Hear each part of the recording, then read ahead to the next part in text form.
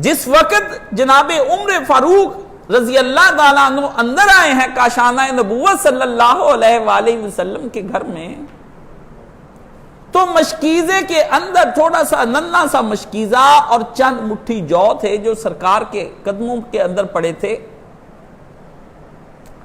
عمر آپ دیدہ ہوا اور اس نے کہا کہ اللہ کے رسول یہ کیا ہے کہ کیسر و کسرا تو دنیا کے مزے لوٹیں اور پیارے نبی صلی اللہ علیہ وسلم کا یہ طعام۔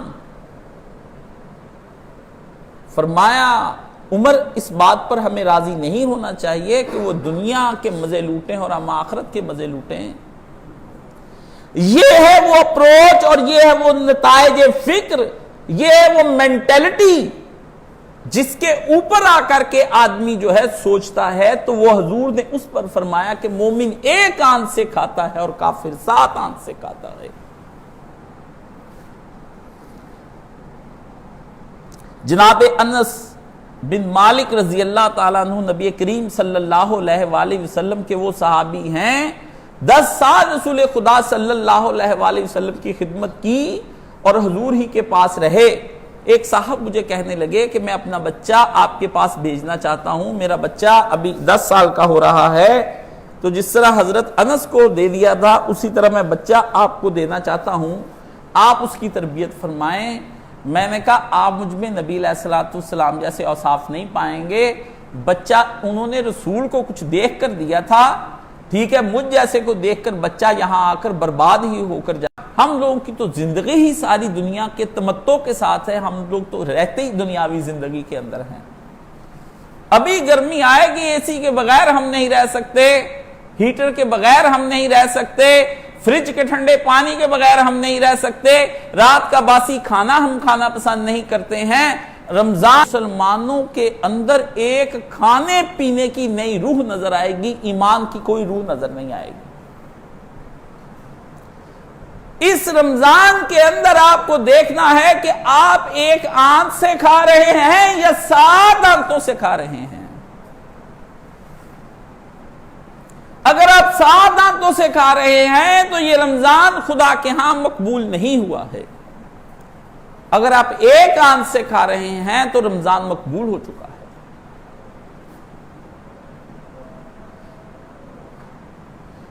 سیدہ عائشہ صدیقہ رضی اللہ تعالی عنہ سارا دن صدقہ و خیرات کرتی رہیں اور روزے سے تھیں۔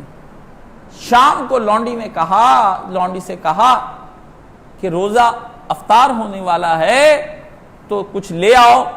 کہنے لگی اماں سارے روپیہ پیسہ تو آپ نے غریبوں میں بانٹ دیا، کچھ 2-1 درہم آپ رکھ لیتی تو چلو افطاری کا بھی انتظام ہوتا۔ فرمایا میں امت کی ماں ہوں، میرے بچوں نے کھا لیا، سمجھو میں نے کھا لیا، پانی لاؤ ہم اسی سے افطار کر لیتے ہیں۔ 60,000 دینار ہو یا درہم، حضرت عبد الرحمن بن عوف رضی اللہ تعالیٰ عنہ کا کام ہی یہ تھا کہ امہات المومنین کے گھر میں روپیہ پہنچاتے رہتے تھے کہ نبی کے اہل بیت کا زیادہ سے زیادہ خیال کیا جائے۔ ہمارے ہاں تو کچھ پتہ ہی نہیں نا، کسی کو اپنے گھر کی ضرورتوں کا پتہ ہوتا ہے، مسجدوں کی ضرورتوں کا تو کسی کو علم بھی نہیں ہوتا ہے۔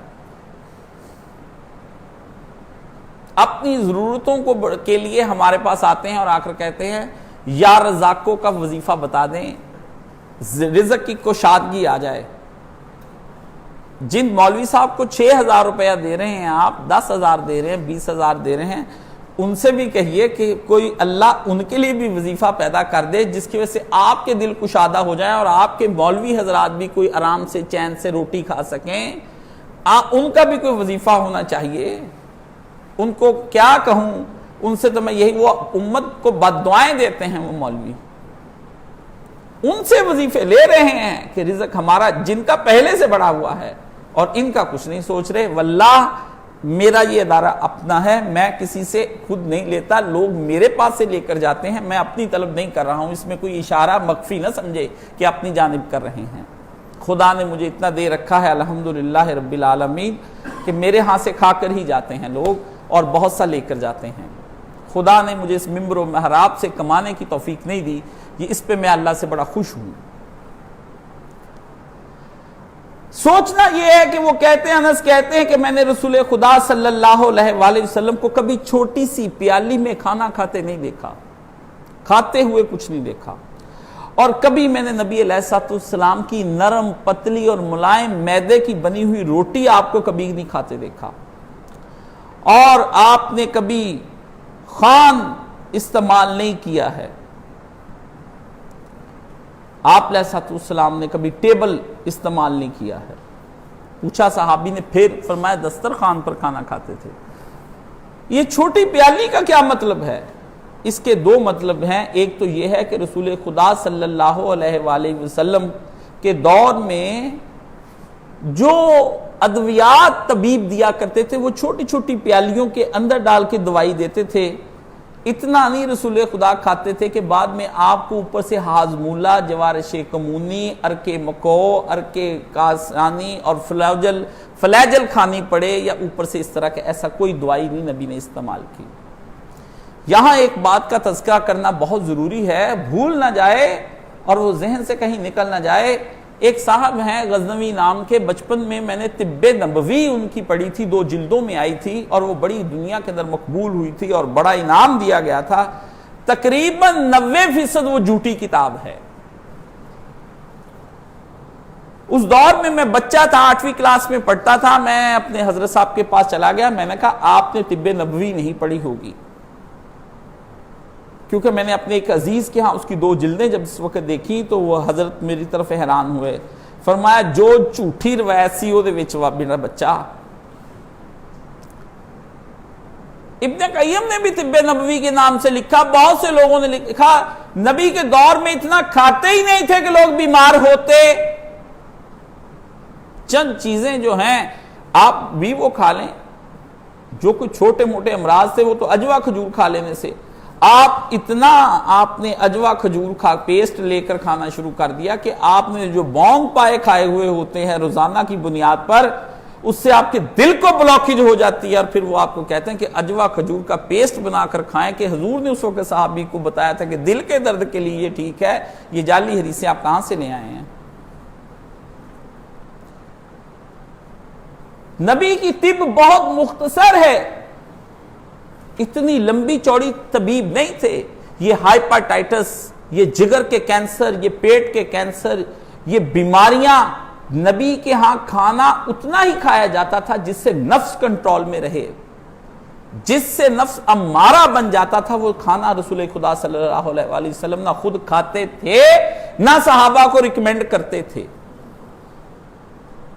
اگر تو آپ کے کھانے آپ کو نفس امارہ بنا رہے ہیں اور آپ کے لیے کھانے کے بعد باعث اذیت بن جاتے ہیں، تعذیب بن جاتے ہیں اور تبخیر کرتے ہیں، یہ آپ اپنے ذہن میں رکھ لیں۔ جس کے کھانے کا یہ ہے کہ پیٹ میں اتنی گیس بھر گئی ہے کہ اب وہ کھانے کے لیے اس کے لیے تبخیر ہو گئی، ہوا بن گئی، کہ اب وہ اس کی دوائیاں کھاتا جا رہا ہے، وہ اپنا ذرا حساب لگا لے۔ اور تعذیب، 2 چیزیں میں، تبخیر اور تعذیب، عذاب بن جائے، پیٹ نہیں ہل رہا ہے دونوں طرف سے، وہ نفس امارہ کی تو روٹی ہو سکتی ہے، نفس مطمئنہ کی روٹی نہیں ہو سکتی۔ تو نبی علیہ السلام نے ہمیشہ جب کھایا، دوسرا معنی یہ کیا ہے کہ جب کھایا تو بڑے برتن میں کھایا، اور بڑے برتن میں کھانے کا بھی سلیقہ ہے۔ آپ کے ہاں تو بڑے برتن میں جو کھایا جاتا ہے وہ ایسی بد سلیقگی کے ساتھ کھایا جاتا ہے کہ دیکھنے والا قے کر دے۔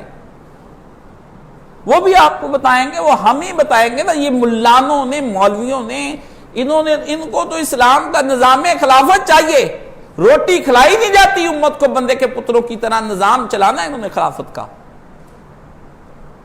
ان کے تحریکوں کے، تنظیموں کے، جماعتوں کے اجتماعات پر جا کر دیکھیں، ڈنگر کھا رہے ہوتے جس طرح، آپ دیکھیں وہاں پر جا کر کے، سب میں گھوم پھر کر آیا ہوں، سب کو میں نے دیکھا ہے۔ ان کے اجتماعات پہ بوٹیوں پہ لڑائیاں ہوتی ہیں۔ خود میں نے ان کاموں سے، ہماری تحریک اسلامی کے اندر ایک دفعہ اجتماع ہوا تو بعد میں یہ ایک بات کہی گئی، اجتماع ہوا کہ کسی کو اس کے بارے میں کوئی شکایات ہوں تو بتائیے۔ ایک صاحب اٹھ کر کھڑے ہوئے، انہوں نے کہا جی ہماری طرف بوٹیاں کم آئی تھیں اور روٹی گرما گرم اتر کر نہیں آ رہی تھی، 2 شکایتیں مجھے ہیں، اور اس بندے کی دینداری میں کوئی شک نہیں مجھے۔ یہ میں نے اپنے کانوں سے رپورٹ سنی ہوئی ہیں ان اجتماعات کی اور ان تنظیمات کی.